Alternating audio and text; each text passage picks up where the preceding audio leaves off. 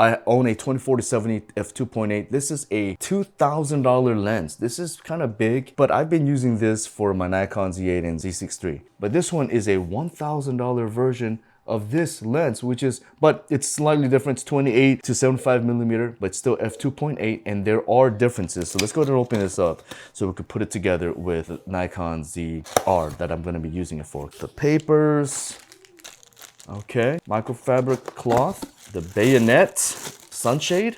Wife hooking me up with so much. She spends so much money on me every Christmas. I got her some kitchen stuff, some knives and air fryers. I'm like, that's not a real gift, but an amazing woman, always supporting me. Woohoo! So I've always wanted a lens like this. For the longest of time, Tamron has a 28 to 75 millimeter f2.8 lens that's small like this.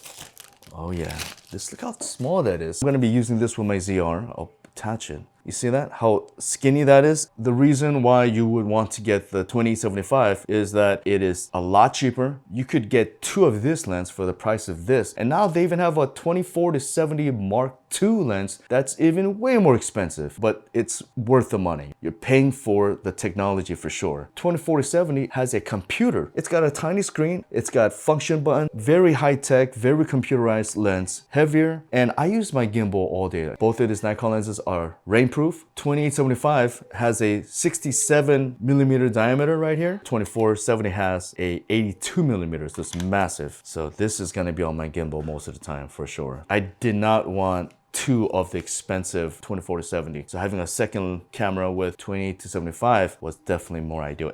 If I was to pick one or the other, then honestly, I would probably get the smaller one.